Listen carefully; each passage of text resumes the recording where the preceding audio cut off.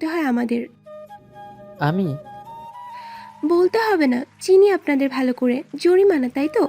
আমি আপনাকে গাড়ি ধাক্কা মেরেছি, আপনার চিকিৎসার খরচ দিতে হবে, হাতে আরও কিছু টাকা ধরিয়ে দিতে হবে।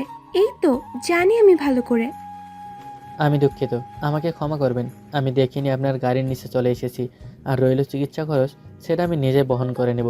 ধন্যবাদ। পারলে আমাকে ক্ষমা করবেন। মেয়েটা আমাকে রাগী চেহারার স্পর্শ দিয়ে চলে গেল। আমি জানি আমার কোনো দোষ ছিল না, বরং মেয়েটাই গাড়ি ঠিকমতো চালাতে পারে না। তবু আমি নিজের দোষী হয়ে ক্ষমা চেয়ে নিলাম। তারা হলো বড়লোক, আর আমার লেভেল কই? এসব নিয়ে কথা বাড়ানো আমার জন্য বিপদ মাত্র। আমার বেশি কিছু হয়নি, সামান্য ব্যথা পেয়েছি, পাটা একটু ছিলে গেছে, ব্যাস। আর কোমরে একটু ব্যথা করছে, আর কিছু না। কিন্তু আফসোস হচ্ছে ইন্টারভিউটা দিতে পারলাম না। যা হোক, আল্লাহর কাছে অনেক দোয়া করেছি, নিশ্চয়ই কোনো ভালোর জন্য আমার ইন্টারভিউ দেওয়া হয়নি। হাসপাতালে বিল পরিশোধ করে আমি বাসায় চলে আসলাম। নিজেই নিজের সেবা করে 2 দিনে আল্লাহর রহমতে সুস্থ হতে পারলাম। আমি যে রেস্টুরেন্টে ম্যানেজার, সেখানে মালিক আমাকে যথেষ্ট আদর করেন। তিনিও চান আমি একটা ভালো চাকরি করি, জীবনে অনেক বড় কিছু করি। কিন্তু ওনার সাথে আমার দেখাই হয়েছে বেশি হলে 10 থেকে 20 দিন। উনি অনেক বড় ব্যবসায়ী, আর অন্যান্য বড় বড় ব্যবসা ওনার নাম। কিন্তু কেন জানি এই রেস্টুরেন্টটা দিলেন। সকাল সকাল রেস্টুরেন্টের মালিক আমাকে কল করে একটা ঠিকানা দিলেন, আর বললেন সেখানে গিয়ে ইন্টারভিউ দিয়ে আসতে। এরকম একজন মানুষ আমাকে কল করে কোথাও যাওয়ার কথা বলেছে, তাও আবার আমার চাকরির জন্য। যদি আমি না যাই, তবে আমি মানুষের তালিকায় পড়ব না। এক কথায় আমি বিবেকহীন হব। না, এরকম চলবে না। কষ্ট করে হলেও আমি খুঁটিয়ে খুঁটিয়ে হেঁটে হেঁটে ইন্টারভিউ দিতে গেলাম। কোম্পানিটা অনেক বড় ছিল।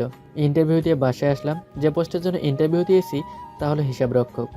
ইন্টারভিউটা বেশ ভালোই দিয়েছি। প্রথম ইন্টারভিউ এরকম ভালো হবে ভাবতেই পারিনি। 2 দিন পর অফিস থেকে কল আসে। আমাকে বলা হয় আগামী 1 তারিখ থেকে চাকরিতে জয়েন করতে। আমি তাদের হিসাবরক্ষক হিসাবে নিয়োজিত হয়েছি। তারপর আর কি, এবার টেনে টুনে মাসের 1 তারিখ আনলাম, অফিসে জয়েন করলাম। 5 দিন আমার খুব ভালো করেই কেটে গেছে। কাজের একটা স্পিডও আছে মোটামুটি। 6 দিনের দিন দেখি সেই মেয়েটা আমার সামনে দাঁড়িয়ে আছে, আর এমনভাবে তাকিয়ে আছে মনে হচ্ছে আমাকে যেন গিলে খাবে। রাগের চোখ দুটো লাল, চিৎকার করে ডাক দিল পিয়নকে। ও এখানে কি করে? কেন এসেছে এখানে? ওকে এখানে কে চাকরি দিয়েছে? পিয়ন বলল আমাকে এখানে ইন্টারভিউর মাধ্যমে সিলেক্ট করা হয়েছে, আর ইন্টারভিউয়ের দিন উনি ছিলেন না, যার কারণে ওনার বাবা ইন্টারভিউ নিয়েছিলেন। উফ বাবা! বলে বিরক্তি নিয়ে মেয়েটা চলে যায়। তার চলে যাওয়ার পর আমার কলিগকে জিজ্ঞেস করলাম উনি কে। সে বলল অফিসের বস। রাগ নাকি নাকে থাকে সব সময়। আমার আর বুঝতে বাকি রইল না যে আমার চাকরিটা গেছে। আগে থেকেই অপেক্ষায় আছি সেটা শোনার জন্য। আমার চাকরি আর নেই। কিছুক্ষণ পর মেয়েটা এসে আমাকে একটা চাবি ধরিয়ে দিয়ে বলল আজ থেকে আমি ওর ড্রাইভার। আমি নাকি হিসাবরক্ষকের যোগ্য না। আমি এবার কি করব? ম্যানেজারি ভালো একটা চাকরি ছেড়ে এখানে আসলাম ড্রাইভিং করতে। কি আর করব, কপাল। বেকার থাকা যাবে না, ড্রাইভিংয়ের কাজটাই করি। ভালো কোনো চাকরি পেলে আমি এই কাজ না হয় ছেড়ে দিব। এই, তোর নাম কি? সামির। বাবার নাম? জানি না। মায়ের নাম? জানি না। আমার জানি না শব্দে সে আমার গালে হাত দিয়ে তালি বাজালো। ফাজলামো করিস আমার সাথে? আমার মা বাবা নেই। আমি জানি না এই পৃথিবীর কোন বাবা আমার বাবা, আর কোন মা আমার মা। দেখলাম মেয়েটা একটু মন খারাপ করে গাড়িতে বসে পড়লো। গাড়ি চালা, আমি শপিং করব। ভালো শপিং মলে নিয়ে যাবি। বাস্তবতাকে হাসি মুখে মেনে নিয়ে আমি গাড়ি চালাচ্ছিলাম। হঠাৎ করেই আমার গাড়ির সামনে ছোট একটা বাচ্চা চলে আসলো। আমি আমার সকল চেষ্টা দক্ষতা দিয়ে গাড়ি ব্রেক করি। আমার বিশ্বাস বাচ্চাটির কিচ্ছু হয়নি। শেষ মেরে দিচ্ছ না হে? গাড়ি চালানোটাও ঠিক মতো শিখলি না, মূর্খ। এখন আবার আমাকে বিপদে পড়তে হবে। ধুর! ম্যাডামের গাড়ি থেকে বের হওয়ার আগেই বাচ্চাটি আবার দৌড়ে ওই পাশে চলে যায়।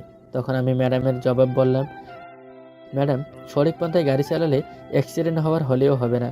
সে একটু চুপসে গিয়ে বলল, হুম, আমার নাম রিমঝিম। ও, বুঝতে পারলাম সে তার ভুল বুঝতে পেরেছে। মেয়েটা অনেক রাগী। যদি তার মাঝে রাগটুকু না থাকতো, তবে সে খুব ভালো একটা মেয়ের মতো হতো। কি আর করা, আল্লাহ সবাইকে সব রকমের গুণ দেন না। রিমঝিমের মানে ম্যাডামের শপিং করা শেষে আমি ওনাকে বাসায় দিয়ে আমিও বাসায় চলে আসি। 4-5 দিন ড্রাইভিং করার ফাঁকে আমি আরও 2-3টা ইন্টারভিউ দিয়ে রাখলাম। এর মাঝেই আমি একটাতে আবার সিলেক্ট হই। আসলে আমার কপাল হয়তো সেদিনের দোয়ার বদলে আল্লাহ আমার রাস্তা খুব সহজ করে দিচ্ছেন। পরের দিন আমি অফিসে গিয়ে আমার কলিগকে ডেজিগনেশন লেটার দিয়ে বলি এটা ম্যাডামের বাবাকে দিয়েন। তারপর আমি আর অফিসে যাইনি। নতুন চাকরি পেয়েছি, পরশুদিন থেকে জয়েন করব। সকালে যখন আমি বাসা থেকে বের হই অফিসে যাওয়ার জন্য গাড়িতে বসেই দেখতে পাই আমার ড্রাইভার নেই। রাগটা আমার চরম সীমায় পৌঁছে যায়। নিজে ড্রাইভ করে অফিসে যাই। আসুক সিয়াজ, তাকে পেলে আমি মেরেই ফেলবো। অফিসে গিয়ে আমি সামিরকে কল করি, কিন্তু ফোন বন্ধ। পিয়নকে ডেকে বললাম সে কোথায়। জবাবে পিয়ন আমাকে বলল সে চাকরিতে চলে গেছে। তার চাকরিটা শোনার পর আমি খুব বেশি কষ্ট পাই। কেন যে সামিরের সাথে এমন করতে গেলাম, সেদিন আমার আফসোসের মাঝেই কেটে গেল। পরের দিন আমি সামিরহীনতা বুঝতে পারি। নিজেকে খুব একলা মনে হচ্ছিল। এতদিন আমি তার সাথে ঠিকমতো কথাও বলিনি, কিন্তু কেন তার জন্য আমার এত টানছে। সেদিন গাড়ি দিয়ে আমি ধাক্কা মেরেছি, তারপরেও তাকে আমি হাসপাতালে থাপ্পড় দিয়েছি। সেদিন সে তো বাচ্চাটাকে বাঁচালো, তবে আমি কেন তাকে অ্যাক্সিডেন্ট থেকে বাঁচাতে পারলাম না? দোষ তো আমারই ছিল। ছেলেটার মা বাবাও নেই, তার জন্য আমি তাকে মেরেছি। আর আমার সকল অত্যাচার সে মুখ বুঝে মেনে নিল। সেদিন রাতে আমি ঘুমোতে পারিনি, সারা রাত কান্না করেছি, খুব বেশি কেঁদেছি। আমি কি তাকে ভালোবেসে ফেলেছি? হ্যাঁ, আমি তাকে ভালোবাসি, কিন্তু কিভাবে তাকে বলবো? না, দরকার নেই। তাকে ভালোবাসার কথাটা বলার চেয়ে তার থেকে ক্ষমা পাওয়াটা আমার জন্য বেশি প্রয়োজন। পরের দিন সকালে ঘুম থেকে উঠে ফ্রেশ হয়ে এক মুহূর্তও দেরি করিনি। অফিস থেকে সামিরের ঠিকানাটা নিয়ে ছুটে যাই তার বাসায়। নিজের অজান্তেই চোখ দিয়ে পানি পড়ছিল। দরজায় যখন আমি দাঁড়িয়েছিলাম, কলিং বেলটা বাজানোর সাহসটুকু আমার ছিল না। তবুও ভয়ে ভয়ে বেল দেই। এই অবেলায় কে আসলো, তাও আবার আমার কাছে? দরজা খুলে দেখতে পাই রিমঝিম ফুপিয়ে ফুপিয়ে কাঁদছে। চোখের নিচে কালি পড়ে গেছে, চোখ দুটো লাল। এত সৌন্দর্যের অধিকারী সেই রিমঝিমকে আজ কেমন জানি লাগছে। আর ম্যাডাম, আপনি কাঁদছেন কেন? কি হয়েছে? আমি আর নিজেকে সামলাতে পারছি না। তুমি চলে আসলে কেন? আমার অন্য জায়গায় চাকরি হয়ে গেছে, তাই। ফিরে আসো। দুঃখিত ম্যাডাম। আমি তোমার পায়ে ধরি, আমাকে প্লিজ ক্ষমা করে দাও। আমি মেয়ে খারাপ না। হ্যাঁ, আমি রাগী, সেটা আমিও জানি। আমার রাগ উঠলে নিজেকে কন্ট্রোল করতে পারি না। সেদিন যখন হাসপাতালে তুমি আমাকে সরি বলেছিলে, সারা রাত আমি তোমাকে নিয়ে ভাবি। অফিসে যাওয়ার পর তোমাকে দেখতে পেয়ে আমি তোমাকে আমার ড্রাইভার হিসেবে রাখি, যাতে আমি তোমাকে জানতে পারি। কিন্তু নিজের রাগটুকু ধরে রাখতে পারি না। আমাকে ক্ষমা করে দাও প্লিজ। আরে আরে, কি বলছেন ম্যাডাম? আমি আসবো কাল থেকে অফিসে। আমাকে একটা সুযোগ দেওয়া যাবে? কিসের?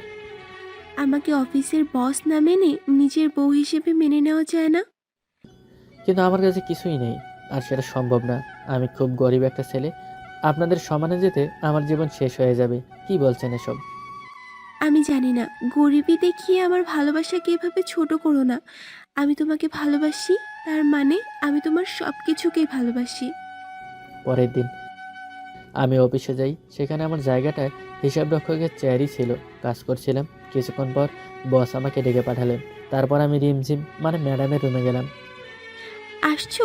বসো না গো এখানে, এখন কাজ আছে। এখন কাজ আছে। তোমায় একটু দেখার জন্য ডাকলাম। যাও কাজ করো, তবে 2 মিনিট পর পর আমাকে এসে দেখা দিয়ে যাবে। আর যদি দেখেছি কলিগ রুমার সাথে কথা বলেছো। না, বলবো না।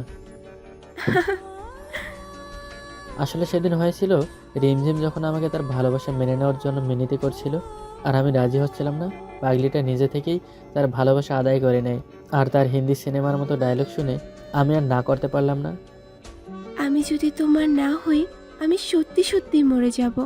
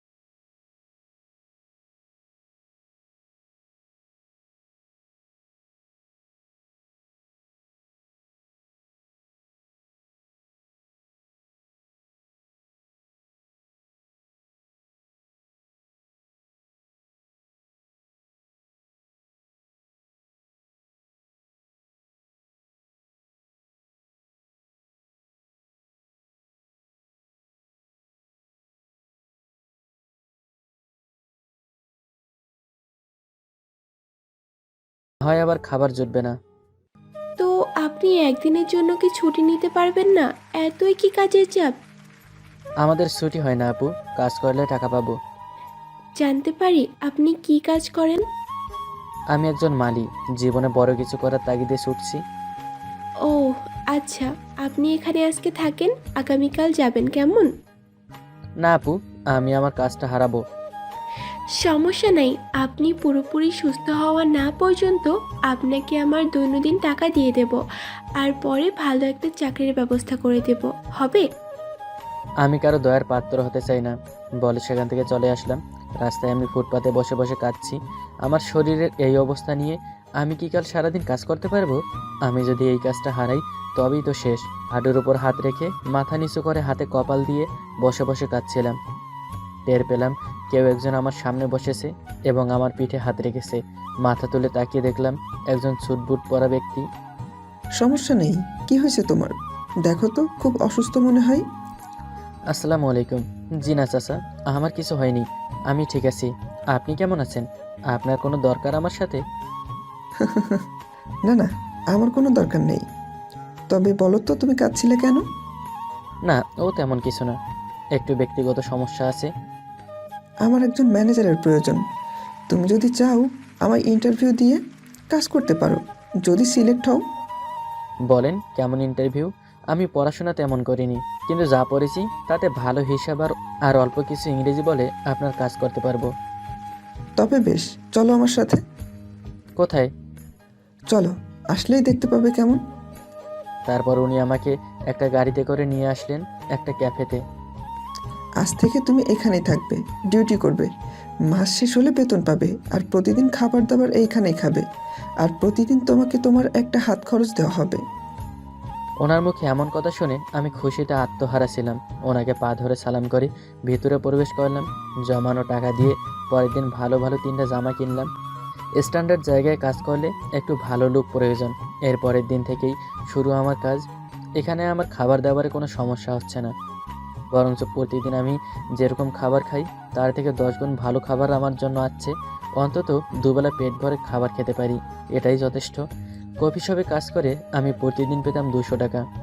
আস্তে আস্তে একটা মাস কেটে যায়। আমি যখন মাস শেষে আমার হাতে 15,000 টাকা পাই তখন আমি বিশ্বাসই করতে পারছিলাম না। দৈনিক 100 টাকা থেকে এক ধাপে এক মাসে 15,000 টাকা। আল্লাহ যা করেন ভালোর জন্যই করেন। আমি আমার কাজ খুব মনোযোগ দিয়ে করেছিলাম। আমি আমার মাসিক পাওয়ার টাকা খরচ করতাম না। দৈনিক 200 টাকা পেতাম, সেটা দিয়ে আমি সারা মাস কাটিয়ে নিতাম। আমার একা একজনের খরচ তেমন নেই। এভাবে আমার দিনকাল কাটছিল। কিন্তু আমার জীবনের যুদ্ধ এখনো শেষ হয়নি। জীবনে আমার অনেক বড় কিছু করতে হবে। আমার এখানে কাজ করার 2 বছর হয়ে গেল। আমার হাতে লাখখানেকের ওপরে কিছু টাকাও চলে আসলো। এখন আমি সিদ্ধান্ত নিয়েছি নিজের একটা কফি শপ দিব। শুরু করে দিয়েছি আমার জীবন যুদ্ধের আরও একটা দাগ, আমার ব্যক্তিগত নিজস্ব একটা কফি শপ, এক মালিকানা ব্যবসা। দোয়া করেন আমিও যেন সফল হতে পারি। প্রথমে আমার কফি শপ তেমন ভালো না চললেও 2-3 মাস পর আমার কফির চাহিদা বাড়তে লাগলো। আস্তে আস্তে আমার ক্যাফেতে প্রতিদিন শতাধিক মানুষ আসে। আমার জীবনের চলার পথে সহজ হয়ে গেল আরও একটু। ক্যাফেটা যখন খুব ভালোভাবে চলতে শুরু করে আমার হাতে আরও কিছু টাকা আছে। আমি অন্যান্য ব্যবসায় বিনিয়োগ করে লাভবান। আর আজকের এই সোহাগের পিছনে টাকা দৌড়ায়, টাকার পিছনে সোহাগ নয়। গাড়ি নিয়ে বের হয়েছি, ঘুরতে যাব। সফলতার পেছনে দৌড়াতে দৌড়াতে আমি হাঁপিয়ে গেছি। এখন আমার সে সফলতা ভোগ করার সময়, কিন্তু আমি তা ঠিকমতো ভোগ করতে পারছি না। আজ আমার কাছে টাকার অভাব নেই, কিন্তু একাকিত্ব খুব বিরক্ত করছে। আমি পারছি না একাকিত্ব থেকে মুক্তি পেতে। মা বাবা তো আমায় সেই ছোটকালেই রেখে চলে গেলেন। এখন আমি এই পৃথিবীতে শুধু আমার হয়েই আছি। চাইলে আমার বন্ধুর অভাব হবে না, কিন্তু তারা তো আমার বন্ধু না, আমার টাকার বন্ধু হবে। এই ভেবে আমি কাউকে আমার বন্ধু বানাতে চাচ্ছিও না। অনেক কিছু ভাবার পর এই একাকিত্ব সহ্য করতে না পেরে আমি সেই অতীতের সোহাগের রূপে রূপক হয়ে সেই ফুটপাতে বসে বসে অতীতের কথা ভাবছি। ভাবছি সেই মেয়ের কথা যে ছিল আমার জন্য লাখ। আমার ভাগ্য সে আমার জীবনে আসার পরেই হুট করে আমার জীবনটা বদলে গেল। বদলে গেলাম আমি, বদলে গেল সময়। আজ তাকে খুব মিস করছি। বসে আছি আর আকাশের দিকে তাকিয়ে আছি। ওই দিন মাটির নিচে তাকিয়ে কাঁদছিলাম, আর আজ আকাশের দিকে তাকিয়ে কাঁদছি। সেদিন মাথাটা নিচু ছিল, আর আজ ওপরে, কিন্তু কান্নাটা রয়েই গেছে। জীবন, আহা। উহুম, উহুম, এই যে হ্যালো। তাকিয়ে আমি পুরাই অবাক। সেই চোখ, সেই ঠোঁট, সেই মুখ, সেই রূপ। আমি তোতলাতে তোতলাতে বলি, আপনি কেমন আছেন? ভালো আছেন তো?" আপনি আমাকে চিনেন কিভাবে? আমি তো আপনাকে আগে কখনো দেখিনি। "কি বলেন? দেখছেন মনে নেই?" কই না তো, মনে নেই। কবে দেখেছি? "আরে 3 বছর আগে আপনি আমাকে হাসপাতালে নিয়ে গেলেন, সেখানে আমাকে সুস্থ করে দিলেন, মনে নেই?" হ্যাঁ হ্যাঁ, মনে পড়েছে। আপনি কেমন আছেন? আপনার এখনো আমাকে মনে আছে কিভাবে? আমি তো আপনাকে চিনতেই পারিনি। জীবনে কিছু মানুষকে কখনো ভোলা যায় না। আচ্ছা, আপনি যেহেতু আমাকে চিনতে পারেননি, তবে আমায় ডাক দিলেন যে? আসলে আমি এদিক দিয়ে একা হেঁটে যাচ্ছিলাম, তো দুইটা ছেলে আমাকে খুব বিরক্ত করছে, তাই আপনাকে। কি বলেন, কই ওরা? আপনাকে কিছু করেনি তো? না, শুধু বিরক্তই করছিল ব্যাস। আচ্ছা, ঠিক আছে। আচ্ছা, আপনি এখন কি করেন আমি কি জানতে পারি? আমি আবার কি করব? সেই আগের মতোই, যেভাবে আপনি রেখেছিলেন সেরকম থেকেই গেছি। আচ্ছা, বুঝতে পেরেছি। আপনার নাম্বারটা পেতে পারি? অবশ্যই নিন। আচ্ছা, সেদিন তো আপনার কাছে কোনো মোবাইল ছিল না, আজকে আছে। তার মানে এই মোবাইল প্রমাণ করে দেয় যে আমি আপনাকে সেদিন যেভাবে রেখে গেছিলাম, আজ আপনার একটু উন্নতি হয়েছে, তাই না? মেয়েটা খুব মিশুক। তার কথায় আমার কোনো জবাব না থাকায় আমি হাসিতে উড়িয়ে দিলাম। সে চলে যাওয়ার পর আমিও আমার বাসায় এসে ঘুমিয়ে পড়লাম। আজ আমার খুব ভালো লাগছে, কেন জানি না। তবে এতটুকু মনে হচ্ছে যে এত বছর পরে কারোর সাথে আমি মন খুলে কথা বলেছি, ঘুমানোর চেষ্টা করছি, কিন্তু খুশিতে আত্মহারা হয়ে ঘুমাতে পারছি না। তখনই আমার ফোনে রিংটোনটা বেজে উঠল। ফোনের স্ক্রিনে তাকিয়ে দেখলাম নাম্বারটা ছিল আননোন। বেশি কিছু না ভেবেই আমি কলটা রিসিভ করলাম। হ্যালো, কে বলছেন? আমি তানিয়া বলছি। আমাকে চিনতে পেরেছেন? কোন তানিয়া? চিনতে পারেননি? একটু আগে আপনার কাছ থেকে যে মেয়ে মোবাইল নাম্বার নিয়ে গেল, আমি সেই তানিয়া। আরে তানিয়া, আপনার নাম তানিয়া? আমার নাম তানিয়া, কিন্তু আপনার নাম কি সেটা তো জানতে পারিনি। সরি সরি, আমি আমার নামটাই তো বলতে ভুলে গেছি। আমার নাম হলো মাহাদি হাসান সোহাগ। তানিয়ার সাথে সারা রাত কথা বললাম, তবুও যেন আমার মন ভরছিল না।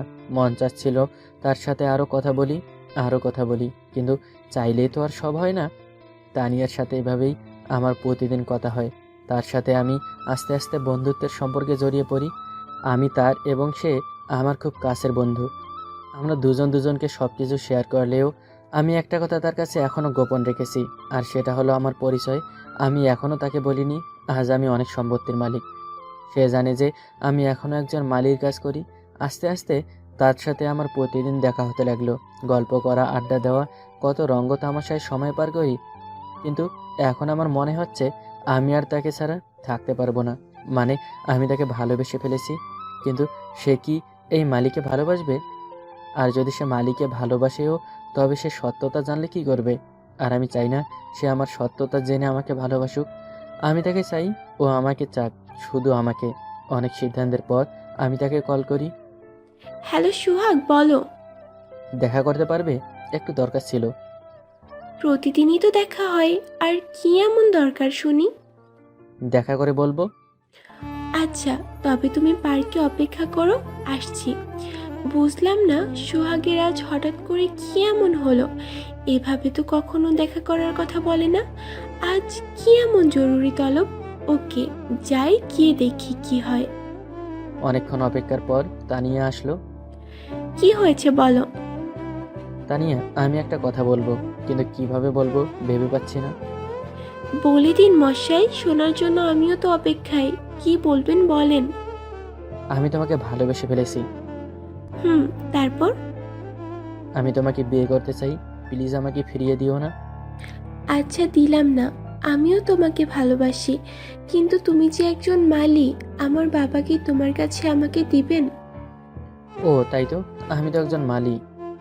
সেটা সমস্যা না, আমি তোমাকে ভালোবাসি এটাই বেশি। তবে একটা শর্ত আছে। কি শর্ত?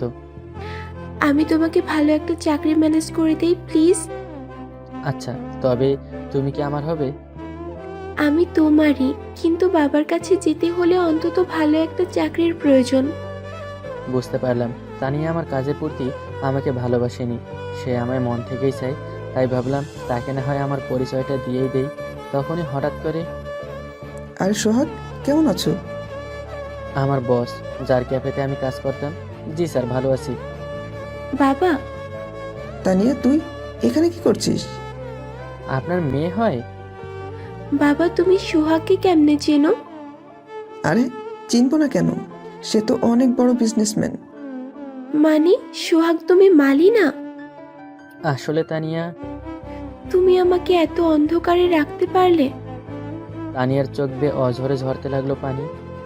তানিয়া প্লিজ কেঁদো না। কি হয়েছে মা, বলবি? তানিয়া কিছু না বলে সেখান থেকে চলে গেল। আমিও আর কিছু না ভেবে তার পেছন পেছন আসলাম। একটা জায়গায় এসে আমি তার হাত ধরে তাকে আটকালাম। সোহাগ হাত ছাড়ো। আমার কথা শোনো। তুমি আমাকে ভালোই বাসনি, শুধু পরীক্ষা নিচ্ছিলে আমার। আরে না, এমন কথা না। আসলে আমি তোমাকে বারবার বলার চেষ্টা করেছি, কিন্তু বলতে পারিনি। আমার অনেক ভয় করতো, এই ভেবে যে যদি তুমি আমার পরিচয় জেনে আমার সাথে আর কথা না বলো। এতদিনে তোমাকে যতটা চিনতে পেরেছি খুব ভালো করেই বুঝি তুমি মিথ্যা বলা একদমই পছন্দ করো না। আমি তোমাকে হারাতে চাই না। আমি আজকে সবকিছু বলতাম, কিন্তু স্যার এসে, মানে তোমার বাবা এসে আমার সবকিছু বলার আগেই তিনি সব বলে দিছেন। হ্যাঁ, এটাই সত্যি যে আমি একজন মালি ছিলাম। তারপর সেদিন তুমি আমাকে হাসপাতালে নিয়ে আসো। সেদিন রাতে তোমার বাবার সাথে আমার দেখা হয়, আর বাবাই আমাকে চাকরি দেন। সেখানে 2 বছর কাজ করে আমি নিজের ক্যাফে খুলে অনেক কষ্টের পর সফল হয়েছি। আমার সফলতার পেছনে তোমার হাত। তুমি সেটা বুঝতে পারছো না কেন? সোহাগ বুঝতে পারছে না সে কাঁদবে নাকি বলবে। একটা বাচ্চা যেভাবে বায়না করে, কান্না করলে কথা বলতে পারে না ঠিক মতো, ঠিক সেই রকম ভাবে কাঁদছে। কি করব একে নিয়ে? আর পারি না। তো আমি কি করব? তোমার লাইফ তুমি দেখো। আমি তোমাকে ছাড়া আমাকে ভাবতেও পারি না। ও তানিয়া, প্লিজ আমাকে এভাবে একা রেখে যেও না। কান্না বন্ধ করো, বন্ধ করো বলছি, হাত ছাড়ো। আমি তোমাকে ছাড়া বাঁচতে পারবো না। আমার জীবনে কেউ আমার আপন ছিল না তুমি ছাড়া। অন্তত তুমি আমাকে মা বাবার মতো একা রেখে যেও না। আমি বাঁচবো না। আমি কোন আশা নিয়ে বাঁচবো? কি নিয়ে বাঁচবো? বলছি থাপড়িয়ে একদম গাল লাল করে ফেলবো। মরার যখন এতই শখ উঠেছে, তবে আমাকে ভালোবাসছিস কেন? আর ভালোবাসছিস তো প্রকাশ করছিস কেন? ভালোবেসে এখন একা রেখে মরতে চাই। হাত ছাড় বলছি, ব্যথা করছে। আমি সাথে সাথে হাত ছেড়ে দিলাম। আমার হাত ছাড়ার পরে কি একটা আনরোম্যান্টিক ছেলে আমার কপালে জুটলো। একটুও রোম্যান্স জানে না, বউকে কিভাবে বুকে জড়িয়ে নিতে হয় সেটাও জানে না। ধ্যাত, আমার কপালটাই খারাপ। এই বলে কপালে হাত দিয়ে সে আমার দিকে এগিয়ে আসছিল। আমি কিছুই না বুঝে শুধু তাকিয়ে আছি অবাক হয়ে। সে একদম আমার সামনে এসে বলল, কি, একটু জড়িয়ে ধরতে পারেন না বুঝি? পারি তো।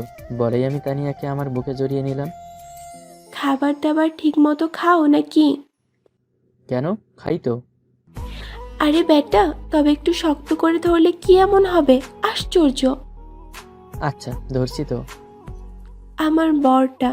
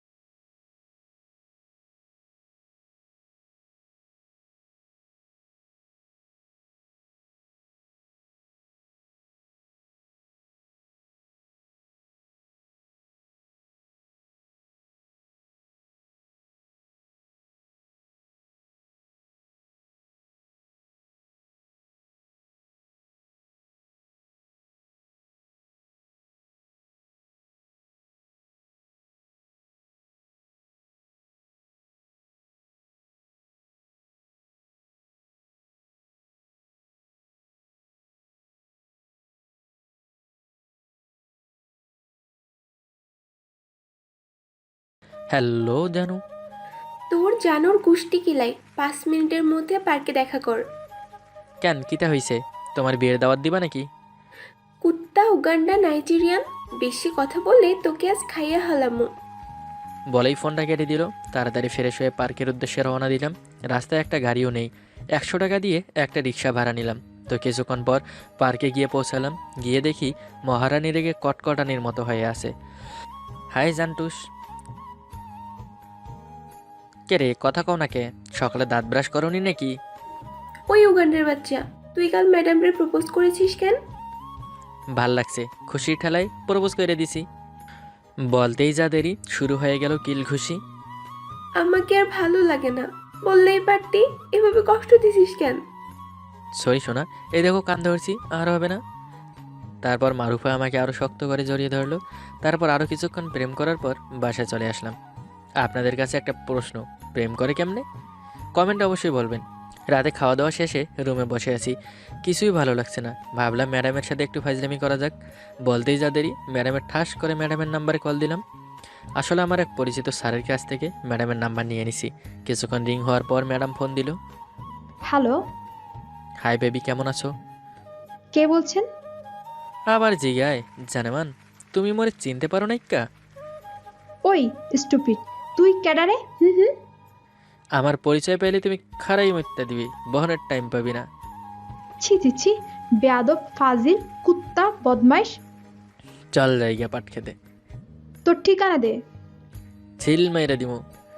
বলেই ফোনটা কেটে দিলাম। যাক বাবা, এখন অনেক খুশি খুশি লাগছে। আসলে একদিন কারোর সাথে ফাজলামি না করলে আমার ঘুম হয় না। তারপর আরাম করে একটা ঘুম দিলাম। সকালে ঘুম ভাঙলো ঝাড়ুর বাড়ি খেয়ে। আম্মু, এত সকালে মারি গে রে? কি বললি? আমি তোর আম্মু? কী ব্যাপার, আম্মুর কণ্ঠ মারুফার মতো লাগে কে রে? চোখ খুলে দেখি, আরে এটা তো মারুফাই। তুমি এত সকালে আমাদের বাসায় কেন? আসলে মারুফা আমাদের বাসায় এর আগে অনেকবার এসেছে। আজকে কলেজে নবীনবরণ অনুষ্ঠান, আর তুই নাক ডেকে ঘুমাচ্ছিস? আরে আমার তো মনেই নেই, দাঁড়া আমিও রেডি হয়ে যাচ্ছি। তারপর রেডি হয়ে হিরো আলমের স্টাইল নিয়ে কলেজে গেলাম। কলেজে গেট দিয়ে ঢুকতেই 1 কেজি ওজনের বড় একটা ক্রাশ খাইলাম ম্যাডামের উপরে। পুরো 2 মিনিট ম্যাডামের দিকে হা করে তাকিয়েছিলাম। ধ্যান ভাঙলো থাপ্পড়ের শব্দে। প্রথম তো ভেবেছিলাম থাপ্পড়টা আমিই খাইছি, পরে দেখি না। ম্যাডামের দিকে আবার তাকাতেই আমি পুরো শিহরিত হয়ে গেলাম, কারণ তাকিয়ে দেখি কলেজের একটা স্যার ম্যাডামকে প্রপোজ করেছিল। কিন্তু দুর্ভাগ্যবশত স্যার ম্যাডামের হাতে থাপ্পড় খেলো। ওই, ওইদিকে তাকিয়ে কি ভাবছিস? ভাবছি ম্যাডামকে আজ প্রপোজ করব। শালা লুচ্চা কুত্তা বিল্লি, যা, তোর সাথে আর কথাই কমু না। ওই ওই পাগলি, শোন শোন। কিন্তু কে শোনে কার কথা, চলেই গেল। আর আমি ফাঁকা হয়ে গেলাম। যাক বাবা, আজকে 2-4টা মেয়ে পটানো যাবে, কিন্তু তার আগে ম্যাডামকে পটাতে হবে। আর এক মুহূর্ত দেরি না করে ব্যাঙের মতো লাফাতে লাফাতে ম্যাডামের কাছে গেলাম। হ্যালো ম্যাডাম, ক্যা বাত है आपको? কাল কান ধরে উঠবোস করে শান্তি পাওনে? হুম। ম্যাডাম, আজকে আপনাকে খুব সুন্দর লাগছে, একদম ছানি থকু কারিনা কাপুরের মতো। সত্যি আমাকে খুব সুন্দর লাগছে। যা বাবা, পাম দেওয়াতে তাহলে কাজ হয়ে গেছে।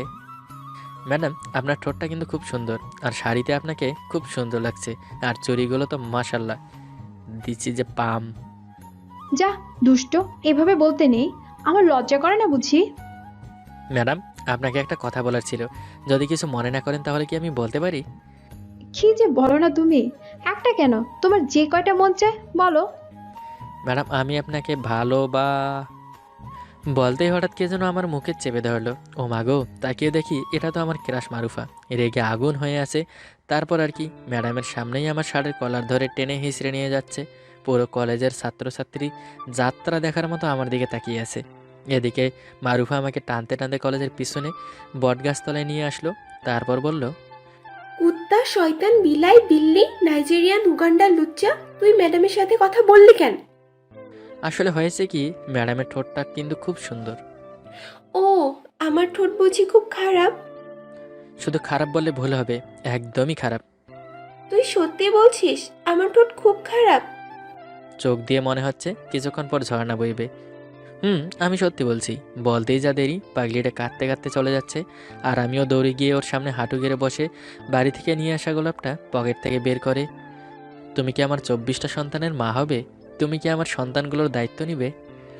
এটা কি প্রপোজ নাকি ফ্যামিলি প্ল্যান? একটা হইলেই হলো, তুমি রাজি কিনা তাই বলো। কেন? রাজি না হলে কি অন্য মেয়েকে গোলাপটা দিবি নাকি? অন্য কোনো মেয়েকে দেবো কেন? আমাদের ম্যাডামকে দিব। বলতেই যাদেরই দৌড়ে এসে আমার গলা টিপে ধরে। আমি ছাড়া অন্য মেয়ের দিকে তাকালে চোখ তুলে ফেলবো। আচ্ছা ঠিক আছে, তাকাবো না, শুধু কিস করব। তুই শুধু আমাকে কিস করবি আর কাউকে না। বলেই তার কমলার মতো ঠোঁটটা আমার ঠোঁটের সাথে মিলিয়ে দিল। আহা কি শান্তি গো! দীর্ঘ 5 মিনিট কিস করার পর ছেড়ে দিল। তারপর আরও কিছুক্ষণ আড্ডা দিয়ে বাসায় গেলাম। বাসায় গিয়ে রুমে ঢুকবো, এমন সময় আব্বু ডাক দিল। ক্যা বাত হে পাপ্পা? बात कुछ नहीं बेटा, आपका 20 करूंगी मैं। ওরে শালা, আব্বু হিন্দি শিক্ষা হেলাইছে। লেকিন কিউ আব্বা জান? তো রুমের ভিতরে একটা মেয়ের ছবি পাওয়া গেছে। ছবিটা কার? তোমার হবু বৌমার আব্বা জান। হারামজাদা, আমার সাথে ফাজলামি করস? মোটেও না। সত্যি করে বল, ওটা কার ছবি? আমার বউয়ের মানে তোমার হবু বৌমার। থাপ্পড় খাওয়ার ইচ্ছা আছে? কেড়া থাপ্পড় দিব? আব্বে কানা, আমাকে কি চোখে দেখিস না?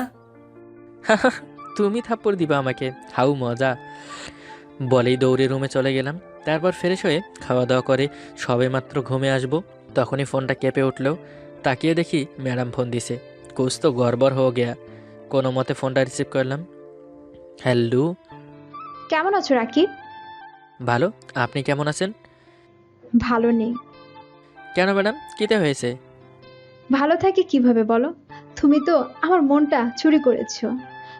হায় আল্লাহ, ম্যাডাম কয় কি? আল্লাহ গো, উঠে এলো ওনাকে! সামান্য একদিনের কথায় প্রেম, তাও আবার ম্যাডামের সাথে! ম্যাডাম এসব আপনি কি বলছেন? আমি ঠিকই বলছি, আমি তোমাকে ভালোবাসি। কিন্তু আমি ভালোবাসি না। হারামজাদা, কুত্তা, শয়তান! তাহলে সেদিন প্রপোজ করলি কেন? হুম। ভাল লাগছে, খুশি ঠেলায় প্রপোজ করে লাইছি। তোর খুশির ঠেলার গুষ্টি কিলাই। কালকের মধ্যে তোর বাবাকে আমাদের বাসায় পাঠাবি। লেকিন কিউ ম্যাডাম? আমার আর তোমার বিয়ের জন্য শোনো। আস্তাগফিরুল্লাহ, নাউজিবিল্লাহ। আমি এই বিয়ে মানি না, মানব না। ওই ওই স্লোগান থামা বলছি। তুই বিয়ে করবি না, তোর বাপ বিয়ে করবে। ওটাই ভালো হবে, আপনি আমার আব্বুর সাথেই বিয়ে করেন। ফাজিল, কুত্তা, বিল্লি, নাইজেরিয়ান! তুই কাল করা যায়, তোকে আমি দেখে নিব। বলেই ফোন কেটে দিল। হায় আল্লাহ, এইটা কিতা হইল? আমি তো ম্যাডামকে এমনিতেই ফাজলামি করে প্রপোজ করেছি। কে জানে ম্যাডাম এটা কি সিরিয়াসলি নেবে? এসব ভাবতে ভাবতে কখন যে ঘুমিয়ে পড়েছি নিজেও জানি না। সকালে ঘুম ভাঙলো আব্বুর ডাকাডাকিতে। আম্মুর দিকে তাকাতেই দেখি আম্মুর হাতে মিষ্টির বক্স। নে ধর, মিষ্টি খা। একটা মিষ্টি হাতে দিয়ে। কিসের মিষ্টি আম্মু? তোর বিয়ের মিষ্টি। আম্মুর কথা শুনে গলার মধ্যে যাওয়ার একটা মিষ্টি অর্ধেকটা আটকে গেল, কিছুতেই নামতে যাচ্ছে না। কি বলছো আম্মু? আমার বিয়ে মানে? এত মানে মানে করিস কেন? তোর বিয়ে মানে তোর বিয়ে। কিন্তু কার সাথে? তোর কলেজের ম্যাডামের সাথে। আমি এই বিয়ে জীবনেও করতাম না। মুই এক গ্লাস হরলিক্সকে আত্মহত্যা করবো। আত্মহত্যা পরে করিস, আগে বিয়েটা কর। আম্মু, ম্যাডাম তো আমার চেয়ে অনেক বড়। সমস্যা কি? আমিও তো তোর বাবার চেয়ে বড়। হায় আল্লাহ, আম্মু কয় কি? আম্মুর তো পুরাই মাথা গেছে। আম্মুর মুখে জীবনে প্রথমবার বিয়ের কথা শুনলাম। আমি আর এই জীবন রাখবো না, আমি সুইসাইড করবো। আচ্ছা যা, সুইসাইড করে বিকালের আগেই বাসায় আসিস। আল্লাহ গো, দড়ি ফেলা, উঠা যাই। আমি যাচ্ছি সুইসাইড করতে, আর আম্মু বলে সুইসাইড করে তাড়াতাড়ি বাসায় ফিরিস। কেমনটা লাগে? কি আর করা, রাগে দুঃখে বাসা থেকে বের হয়ে আসলাম। ভাবছি আমার প্রেমের কি হবে? মারুফা জানতে পারলে তো আমাকে মেরেই ফেলবে। নিজেকে এই মুহূর্তে এনার্জি বাল্বের মতো জ্বলন্ত ছ্যাঁকাখোর প্রেমিক বলে মনে হচ্ছে। আপনার আবার ভাইবেন না, 300 টাকার এনার্জি বাল্ব মাত্র 50 টাকায় দেওয়া হচ্ছে, শুধুমাত্র কোম্পানি প্রচারের জন্য। এটার কথা বলছি, আমি 450 টাকা দামের এনার্জি বাল্বের কথা বলছি। মনে মনে ভাবছি কয়েক প্লেট বিরিয়ানি খেয়ে আসি, তাহলে হয়তো দুঃখ কম পাবো। ভাবতেই যা দেরি, দুঃখ কমানোর জন্য একটা হোটেলে গিয়ে 12 প্লেট বিরিয়ানি খেয়ে এলাম। এখন একটু নিজেকে হালকা মনে হচ্ছে। আসলে আমি যখন খুব বেশি দুঃখ পাই তখন বিরিয়ানি খাই, আর যখন খুশি হই তখন হারপিক খাই। আহা, খুব ট্যাশ। বিরিয়ানি খাওয়া শেষ করে একটা 7 আপ খাচ্ছি, আর রাস্তা দিয়ে দেবদাসের মতো হাঁটছি আর গান গাচ্ছি। মাতাল হয়ে হিসু করব ম্যাডামের বাড়ির দেয়ালে, তারপর যা আছে দেখা যাবে কাল সকালে। এই মুহূর্তে 7 আপটাকে বিদেশি মদ বলে মনে হচ্ছে। হঠাৎ করে রাস্তায় এক পুলিশ এসে বলল, লকডাউনে রাস্তায় নামছেন কেন? মদ কিনতে। মাস্ক কই? তোর নানির পুট কি সই। খাকি পোলা। তোর প্যান্টের চেন খোলা। দিলাম দৌড়। হঠাৎ ঘূর্ণিঝড়ের মতো আমার মোবাইল ফোনে আসলো। বের করে দেখি বাসা থেকে আম্মু ফোন দিছে। তারপর ফোনটা রিসিভ করলাম। হ্যালো। বাবা তাড়াতাড়ি বাসায় আয়। কেন, কিটা হয়েছে? সর্বনাশ হয়ে গেছে বাবা। বলেই ফোনটা কেটে দিল। আর আমি তামিল সিনেমার নায়ক মহেশ বাবুর মতো একটা দৌড় দিলাম বাসার উদ্দেশ্যে। কিছুক্ষণ দৌড়ানোর পর বাসায় এসে পৌঁছালাম। বাসায় এসে দেখি সবাই গামলা ভর্তি বিরিয়ানি খাচ্ছে। তার মানে তারাও কষ্ট পাইছে। কিটা হয়েছে আম্মাজান? সব শেষ হয়ে গেছে বাবা। বিরিয়ানি খেতে খেতে স্টার জলসার নাটকের মতো ঘুরিয়ে পেঁচিয়ে না বলে ডিরেক্টলি বলো। তোর হবু বউ। আমার কলেজের ম্যাডাম? কি হয়েছে, মারা গেছে নাকি? আরে না। বিরিয়ানি খেতে খেতে প্লাস কাঁদতে কাঁদতে তাহলে কি হয়েছে? তার উপর কি ঠাডা পড়ছে নাকি? আরে না, তোর হবু বউ অন্য একটা ছেলের সাথে পালিয়ে গেছে। কি হয়েছে আরেকবার বলো। তোর ম্যাডাম অন্য একটা ছেলের সাথে পালিয়ে গেছে। আম্মুর কথা বলতে দেরি আমি একটা ঘুরেন্টির ড্যান্স দিয়ে এক দৌড়ে রুমে চলে গেলাম। তারপর বক্সে আরমান আলিফের একটা চাকা খাওয়া গান নিয়ে কিছুক্ষণ উড়া ধরা ড্যান্স দিলাম। এখন খুব শান্তি লাগছে। খুশির ঠেলায় জানুকে মারুফাকে ফোন দিলাম। কয়েকবার রিং হওয়ার পর ফোন রিসিভ করলো। হ্যালো জানু। ক্যারে জানু, কথা কও না কে? মারা গেলা নাকি? কি হলো, কাঁদো কেন? আমার বড় ভাইয়া। কি হয়েছে, হমন্দের পুত মারা গেছে নাকি? না না, আমার বড় ভাই আমাদের কলেজের ম্যাডামের সাথে ভেগে গেছে। কথাটা শোনার সাথে সাথে মনে মনে আরও কয়েকবার লুঙ্গি ড্যান্স দিলাম। তারপর শান্ত গলায় বললাম, তাহলে এখন কি হবে? আরে বোকা, ওরা এখন বিয়ে করবে। মন্ডায় কয় শালের পুত্রে থাপড়াইয়া 43টা দাঁত ফালাইয়া দেই। ওর যখন বিয়েই করবে তখন এতক্ষণ ন্যাকা কান্নার কি প্রয়োজন ছিল? চলো আমরা বিয়ে করে ফেলি। কি কি বললি তুমি? তুমি আমাকে বিয়ে করে ফেলে দিবে? নে মোর জ্বালা। এই মাইয়ার দেখি পুরাই তার ছিঁড়ে গেছে। এখন আমি কিতা করতাম? আরে বিয়ে করে ফেলে দেবো কেন? তুমি তো আমার জান, আমার প্রাণ। আমি কি তোমাকে ফেলে দিতে পারি? ও তাই তো। আচ্ছা চলো, আমরাও আজকে বিয়ে করব। 10 মিনিটের মধ্যে কাপড় চোপড় সব গুছিয়ে বাইরে চলে আসো। ওকে। তারপর আমি আর মারুফা কাজী অফিসে গিয়ে বিয়ে করে নিলাম। এখন সমস্যা হলো থাকবো কোথায়? চলো আজকে তোমাদের বাসায় যাই। তোমার আব্বু আম্মু নিশ্চয়ই মেনে নেবে। না না, আমাদের বাসায় গেলে আব্বু আমাদের দুজনকে মেরে ফেলবে। তাহলে আজকে আমরা থাকবো কোথায়? আমার কাছে একটা আইডিয়া আছে। কি আইডিয়া? আজকে আমরা রাস্তায় থাকবো। কি, তোমার মাথা ঠিক আছে তো? নতুন বউকে নিয়ে রাস্তায় থাকবো? তাছাড়া বাসরাত কোথায় করব? বাসর আরেকদিন করব। তাহলে বিয়ে করে আমার লাভটা কি হলো? তারপর অনেক ভেবে আমাদের বাসায় গেলাম। আল্লাহ জানে কপালে কি আছে। দেখতে দেখতে বাসায় এসে পৌঁছে গেছি। বাসার কলিং বেল চাপতেই আম্মু এসে দরজা খুলল। আম্মুকে দেখেই তো আমার কলিজা শুকিয়ে কাঠ হয়ে গেছে। আসসালামু আলাইকুম আম্মা, কেমন আছেন? আসসালামু আলাইকুম। ভালো, কিন্তু তোমাকে তো চিনলাম না মা। আম্মা, আমি আপনার ছেলের বউ, মানে আপনার বৌমা। মারুফার কথা শেষ না হতেই আম্মুও চলে আসলো। আব্বুকে দেখা মাত্র মারুফা গিয়ে পা ছুঁয়ে সালাম করলো। তুই বিয়ে করবি আমাকে বললেই পারতি, আমি নিজে তোদের বিয়ে দিয়ে দিতাম। বিয়ে তো করেই ফেলেছে, এখন বলে আর লাভ কি? তাছাড়া বৌমা তো দেখতে মাশাআল্লাহ খুব সুন্দর। তারপর আমাদেরকে বরণ করা হলো। আসলে বিয়ের অনেক ঝামেলা। এগুলো করতে করতে কখন যে রাত হয়ে গেছে বুঝতেই পারিনি। এখন বাসর ঘরের পালা। এদিকে আমার গ্রামের ভাবিরা আমাকে জ্বালিয়ে মারছে। না পারছি কিছু বলতে, না পারছি সইতে। তার মধ্যে আবার এক ভাবি বলে উঠল, চাচাতো ভাইয়ের বউ আর কি। দেবর্ষি, বাসার ঘরে বিড়াল ঠিক মতো না মারতে পারলে কিন্তু বিড়াল পোষ মানবে না। বলেই সবাই একসাথে হেসে উঠল। অবশেষে সবার কাছ থেকে বিদায় নিয়ে বাসর ঘরে ঢুকলাম। দরজা লাগিয়ে দিয়ে খাটের দিকে যাচ্ছি, তখনই মারুপা এসে আমার পা ধরে সালাম করলো। বেঁচে থেকো মা, তুকু বউ, বেঁচে থেকো। তোমার জায়গা তো আমার পায়ে না, তোমার জায়গা হলো আমার খাটে, আমার বুকে। টাকা দাও। কিসের টাকা? এই যে পা ধরে সালাম করলাম তার টাকা। সি, লজ্জা করে না স্বামীর কাছে ভিক্ষা চাইতে? সব ছেড়ে ভিক্ষুক মেয়ে বিয়ে করলাম। জানো, আমার হাতে অনেক জোর আছে, তোমাকে বুঝিয়ে দেই। কিন্তু আমার কাছে তো টাকা নাই। তাহলে ঘর থেকে বের হয়ে যাও। বলছি টাকাটা কি কাল দিলে হয় না? না হয় না, আরেকটা কথা বললে ধাক্কা দিয়ে জানালা দিয়ে ফেলে দিব। কি আর করার, বাধ্য ছেলের মতো গুনে গুনে 5,000 টাকা দিলাম। এই টাকা দিয়ে কি করবে? আচার খাবো। আরে পাগলি, আচার ব্যবহার শেখার জিনিস, খাওয়ার না।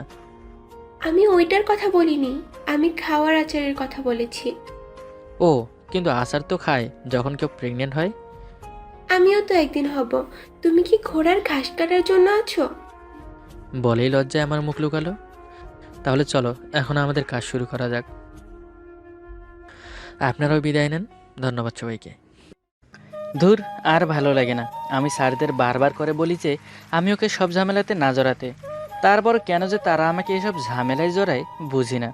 যাকগে, এখন এসব পেশাল পেরে কোনো লাভ নেই। যা কাজ দিয়েছে আমাকেই করতে হবে।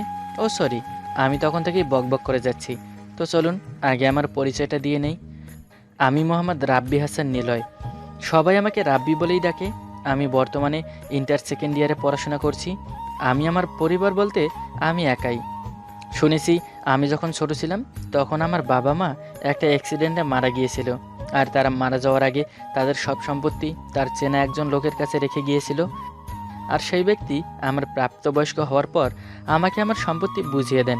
সম্পত্তি বলতে শুধু আমার বাড়িটাই, আর কিছু টিউশনি করিয়ে আমি আমার খরচ চালাই। ব্যাস, তারপর থেকে আমি একাই থাকি। অবশ্য আমার একা একা থাকতে বেশি ভালো লাগে। হয়তো জন্মের পর থেকে একা একা থাকি বলেই একাকিত্ব আমার রক্তে মিশে গেছে। তাই আজ আমি একাকিত্বকেই আমার সঙ্গী বানিয়ে নিয়েছি। তো অনেক তো হলো পরিচয়, এবার গল্পে ফেরা যাক। আর আমার কাজ বলতে কলেজের মধ্যে যত রকমের অনুষ্ঠান আছে তা সব আমাকে নিজের দাঁড়িয়ে থেকেই করতে হয়, কারণ আমার কাজ নাকি সকল স্যারদের কাছে অনেক ভালো লাগে। যাই হোক, আমি আমার কাজ শেষ করে প্রিন্সিপাল স্যারের রুমের দিকে উপস্থিত হয়ে অনুমতি নিয়ে প্রবেশ করলাম। স্যার, আপনি আমাকে যে কাজগুলো করতে দিয়েছিলেন আমি সেই কাজগুলো শেষ করেছি। আমি যখন কথা বলছিলাম তখন প্রিন্সিপাল স্যার চেয়ার নিয়ে অন্যদিকে ফিরেছিলেন। মনে হয় কোনো কাজ করছিলেন উল্টো দিকে ফিরে। তিনি যখন আমার দিকে ফিরে তাকালেন তখন আমি চমকে উঠলাম, কারণ যিনি প্রিন্সিপালের চেয়ারে বসেছিলেন তিনি হলেন শ্যামা ম্যাডাম, যিনি আমাদের স্কুল লাইফে ক্লাস টিচার ছিলেন আর আমাকে সবসময় ভালোবাসি ভালোবাসি বলে জ্বালিয়ে মারতেন। আমি বুঝি না, উনি আমার থেকে প্রায় 4 বছরের বড়, আর তার চেয়ে বড় কথা উনি আমার ম্যাডাম হন। আমি কি করে তার প্রপোজালে রাজি হতে পারি? আমার মনে আছে আমি যখন হাই স্কুলে পড়তাম তখন থেকে উনি আমাকে একটু এক্সট্রাভাবে কেয়ার করতো। তখন ছোট ছিলাম, যার জন্য তেমন কিছু একটা বুঝতাম না। কিন্তু আমি যখন 10ম শ্রেণীতে পড়ছিলাম সেই সময় শ্যামা ম্যাডাম একদিন আমাকে তার ক্যাবিনে ডেকে প্রপোজ করে। আমি তাকে তৎক্ষণাৎভাবেই না করে দিয়েছিলাম এবং তাকে অনেক বুঝিয়েছিলাম, কিন্তু তিনি তাও নাসরবান্দার মতো আমার পিছনে পড়েছিলেন। এমনকি তিনি মাঝে মাঝে আমার ওপর ব্ল্যাকমেল করে অধিকার খাটাতেন এবং তার ভালোবাসা আদায় করে নিতেন। আমি যে কিভাবে এই 1টি বছর কাটিয়েছি তা একমাত্র আমি নিজেই জানি। যাকগে, এখন আমি আর আমার অতীত নিয়ে কথা বলতে চাচ্ছি না। যাই হোক, আমি শ্যামা ম্যাডামকে প্রিন্সিপালের চেয়ারে বসে থাকতে দেখে অবাক হয়ে যাই এবং জিজ্ঞেস করি, ম্যাম, আপনি এখানে কি করে? আর আমাদের প্রিন্সিপাল স্যারই বা কোথায়? শ্যামা ম্যাডাম আমার কথা শুনে মুচকে হাসি দিয়ে শান্ত গলায় বলল, কেন জানু, মনে নেই আমি তোমাকে কি বলেছিলাম? যদি না মনে থাকে তাহলে আমি আবারও মনে করিয়ে দিচ্ছি। তুমি যেখানে যেখানে যাবে আমিও তোমার পেছন পেছন চলে আসব। আর এখন আমি আছি তোমার ঠিক সামনে, ঠিক যেমনটা আমি চেয়েছিলাম। আমি একবার যখন বলেছি আমি তোমাকে চাই, মানে তোমাকেই চাই, যে কোনো মূল্যেই হোক আমি তোমাকেই চাই। আমি তোমাকে আপন করার জন্য যা খুশি তাই করতে পারি। ম্যাম, আমি আপনাকে একবার নয় বরং 1000 বার বলেছি যে আপনি যা চাচ্ছেন সেটা সম্ভব নয়। তবুও আপনি কেন মানতে চাইছেন না বলুন তো? আশা করছি এই প্রশ্নের উত্তরটা অনেক আগেই পেয়ে গেছো, তাই আমি এর উত্তর দিতে চাচ্ছি না। এবার বলো, তুমি কি জন্য এখানে এসেছো? আমার কথা কি তোমার মনে পড়ছিল বুঝি? আমি এসেছিলাম স্যারের কাছে, আর এখানে যেহেতু প্রিন্সিপাল স্যার নেই তাই আমিও এখানে নেই। আমি কথাগুলো বলে যেই পিছনে ঘুরে চলে আসবো ঠিক সেই সময় ম্যাম আবারও আমাকে ডেকে বললেন, কি, আমাকে দেখে ভয় পাচ্ছ বুঝি? যাতে করে তুমি আমার মায়া জড়িয়ে না পড়ো, তাই না? আমি ম্যামের এই ফালতু মার্কা কথা শুনে রেগে গিয়ে বললাম, দয়া করে আপনার এই ফালতু বকবক বন্ধ করবেন প্লিজ, আমি আর নিতে পারছি না। আর একটা কথা, আপনি প্রিন্সিপালের চেয়ারে কী করছেন তা কিন্তু এখনও বললেন না। আমার এমন রাগি রাগি কথা শুনে শ্যামা ম্যাম তো ভয় পেলেনই না, উল্টো একটা শয়তানি হাসি দিয়ে চেয়ার থেকে উঠে আমার গাল দুটো টেনে বলতে লাগলেন, তুমি কি জানো তুমি রাখলে আরো কতটা কিউট লাগে? তোমার ওই রাগী ফেস দেখে আমার মাঝে মাঝে মনে হয় তোমার গাল দুটো টেনে দেই। আমি ম্যামের এমন কথার উত্তরে কী বলবো বা আমার কি বলা উচিত আমি ঠিক বুঝতে পারছি না। আমি শুধু তার দিকে প্রশ্নসূচক দৃষ্টিতে তাকিয়ে রয়েছি। আমাকে এভাবে তার দিকে তাকিয়ে থাকতে দেখে আমাকে একটু আলতো করে ধাক্কা দিয়ে বললেন, এইভাবে আমাকে দেখার কি আছে? আমার বুঝি লজ্জা করে না? কি বললেন? আপনার লজ্জা করে? না, আমি এই কথাটা ঠিকমতো মানতে পারলাম না। আপনার যদি লজ্জা থাকতো তাহলে আপনার থেকে ছোট কাউকে ভালোবাসতে পারতেন না, এমনকি এমন কাউকে যে কিনা আপনার ছাত্র হয়। যখন তুমি কাউকে ভালোবাসবে তখন বুঝবে যে ভালোবাসার মানুষের কাছে যখন কেউ যায় তখন সে একদম নির্লজ্জ বেহায়া হয়ে যায়। তার করা শত অপমানজনক কথাও তার কাছে মধুর মতো মিষ্টি লাগে। ম্যাম, আপনি পাগল হয়ে গেছেন। আপনাকে এই মুহূর্তে ব্রেনের চিকিৎসা করাতে হবে, না হলে হিতে বিপরীত হতে পারে, এমনকি ধীরে ধীরে মানসিক রোগীতে পরিণত হয়ে যেতে পারেন। আমার কথা শুনে শ্যামা ম্যাডাম আমার আরও কাছে এসে আমার কানে ফিসফিস করে বলতে লাগলো, আমি তো তোমার প্রেমে অনেক আগেই পাগল হয়ে আছি, আর তুমি সে কথাটা আজকে বুঝতে পারলে। যাক, তাহলে একটু হলেও তো বুঝতে পেরেছো। তাহলে তোমাকে আপন করে পেতে আমার আর বেশি কষ্ট হবে না। জাস্ট কিছু সময়ের অপেক্ষা এখন। শ্যামা ম্যাডাম হঠাৎ করে আমার একদম কাছে চলে আসায় আমি কেমন যেন একটা অস্বস্তিতে ফিল করছিলাম। তাই তৎক্ষণাৎ আমি তার হাত থেকে নিজেকে ছাড়িয়ে এক প্রকার দৌড়ে তার কেবিন থেকে বেরিয়ে পড়লাম। আমাকে এভাবে ছুটে কেবিন থেকে বের হতে শ্যামা ম্যাডাম একটু উচ্চস্বরে হেসে দিলেন। কিছুক্ষণ হেসে মনে মনে বলতে লাগলেন, না, ছেলেটা এখনো পিচ্চিই রয়ে গেছে। শুধু হাতে পায়ে বড় হয়েছে, কিন্তু মনের দিক থেকে এখনো পিচ্চিই আছে। এজন্যই তো আমি আমার এই পিচ্চি বরটাকে, আমার পিচ্চি হবু বরটাকে এত ভালোবাসি। না, আর সময় নষ্ট করা ঠিক হবে না। যত তাড়াতাড়ি সম্ভব আমার রাব্বিকে আপন করে নিতে হবে, না হলে দেখা যাবে কোথা থেকে কোন ডাইনি এসে আমার পিচ্চি বরটাকে তুলে নিয়ে যাবে। তখন আমার কি হবে? না, আমি যতদিন বেঁচে আছি ততদিন আমার পিচ্চি বরের কিচ্ছু হতে দেব না। কথাগুলো বলে শ্যামা ম্যাডাম আবার নিজের কাজে মনোনিবেশ করলেন। আর এদিকে আমি প্রিন্সিপাল স্যারের কেবিন থেকে বেরিয়ে আর এক মুহূর্ত কলেজে না থেকে সোজা আমার বাসায় চলে আসলাম।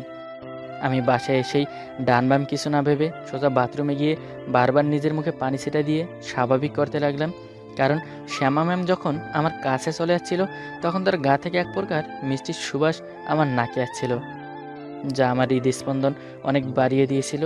নিজেকে সেই সময় একটা শ্বাসকষ্টের রোগীর মতো মনে হচ্ছিল। আমি কিছুতেই সেই মুহূর্তটাকে বলতে পারছি না। আচ্ছা, আমার এমনটা কেন হচ্ছিল? এই মুহূর্তের নাম কি? আমি এই ফিলিংসের সাথে তেমন একটা পরিচিত নই। এভাবেই চলছিল আমার দিনকাল। আমি ধীরে ধীরে বুঝতে পারছিলাম যে আমি শ্যামা ম্যামের ওপর দুর্বল হয়ে পড়েছি, কিন্তু আমি তো শ্যামা ম্যামের কাছে প্রকাশ করি না। কারণ উনি এমনিতেই আমার ওপর যেইভাবে অধিকার খাটায় তা যদি কেউ দেখে তাহলে বলবে উনি আমার বিয়ে করা বউ। কিন্তু তাছাড়া আমিও ঠিকমতো দিন কাটাতে পারছিলাম না। বারবার আমার মনে হচ্ছিল আমি এক দৌড়ে গিয়ে শ্যামা ম্যামের কাছে গিয়ে বলি আমিও তাকে ভালোবাসি, তাকে আপন করে পেতে চাই, তাকে আমার জীবনসঙ্গী বানাতে চাই। কিন্তু আমি যে নিরুপায়, কারণ তিনি হিন্দু, আমি মুসলিম। হিন্দু মুসলিমের বিয়ে কোনোভাবেই আমাদের সমাজ মেনে নেবে না। তাই আমি মনে মনে একটা কঠোর সিদ্ধান্ত নিয়ে নিলাম। আমি শ্যামা ম্যাডামকে একদিন একটা পার্কে দেখা করতে বললাম এবং এটাও বললাম যে তার সাথে কিছু জরুরি কথা আছে। আমার কথা শুনে শ্যামা ম্যাম অনেকটা খুশি মনে চলে এসেছিলেন, কিন্তু আমি যা বলবো তা শুনে হয়তো তিনি দুঃখই পাবেন, এমনকি আবেগের বশে নিজের ক্ষতি করে ফেলতে পারেন। যাই হয়ে যাক না কেন, আমাকে একটা শেষ চেষ্টা করতেই হবে।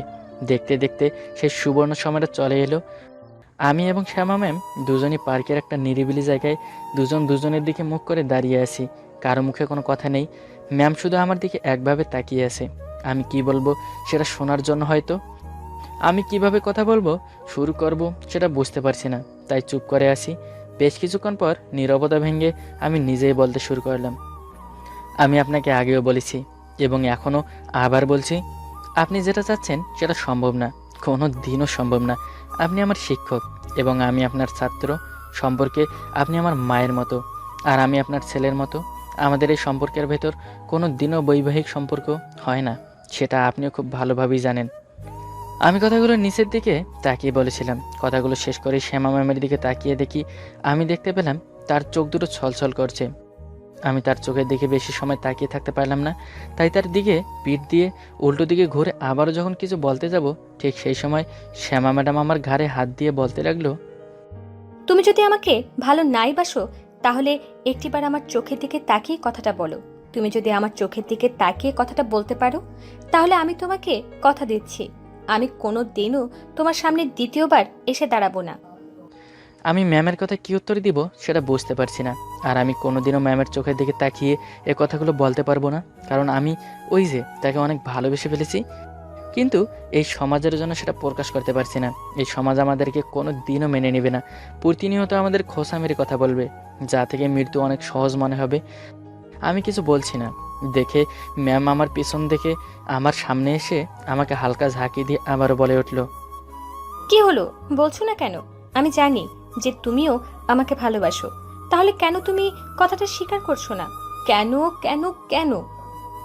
আমি এই ঝাঁকি কথা বলায় কিছুটা উত্তেজিত হয়ে বলে ফেললাম, হ্যাঁ হ্যাঁ হ্যাঁ, আমিও তোমাকে ভালোবাসি, নিজের জীবনের চাইতেও বেশি ভালোবেসে ফেলেছি তোমাকে। তোমার ওই চোখের মায়া আমাকে তোমার প্রেমে ফেলতে বাধ্য করেছে, তোমার শাসনগুলো আমাকে ভালোবাসতে শিখিয়েছে, তোমার অধিকার খাটানোগুলোকে আমাকে তোমার উপর দুর্বল করতে বাধ্য করেছে।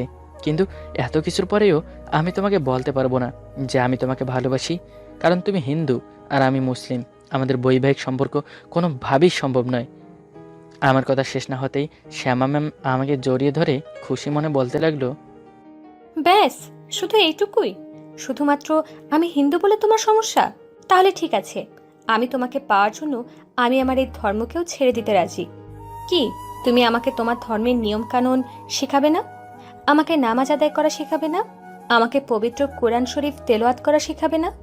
আমি যে বড্ড বেশি ভালোবাসি তোমাকে, আমার অস্তিত্ব তোমাকেই খুঁজে পাই। প্লিজ রাব্বি, তুমি অন্তত এইবার আমাকে ফিরিয়ে দিও না, তাহলে আমি এবার সত্যি মরে যাব, বলে দিলাম।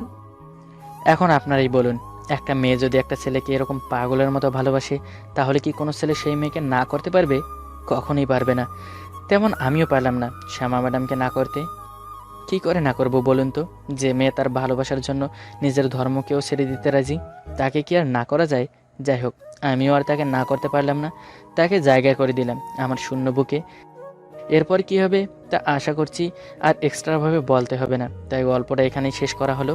দোয়া করবেন আমাদের জন্য, আমরা যেন পৃথিবীর সব বাধা বিপত্তি দুজন একসাথে পার করে এভাবেই হাসি খুশি জীবনযাপন করতে পারি, আর আমাদের মুখে সবসময় যেন এক চিলতে হাসি ফুটে থাকে। আর হ্যাঁ, একটা কথা, আসলে গল্পগুলি অনেক সময় বাস্তব হয়, আবার অনেক সময় পুরাই কাল্পনিক। তাই অনুরোধ রইল, গল্পকে বাস্তবের সাথে মিলাবেন না। যদি কারোর সাথে মিলে যায় তাহলে সেটা একান্তই কাকতালীয়। আর প্লিজ কেউ আবেগ আনবেন না, যেহেতু এখানে কিছু ধর্মের ব্যাপার আছে, তাই প্লিজ কেউ ধর্মকে টেনে আনবেন না। ধন্যবাদ সবাইকে।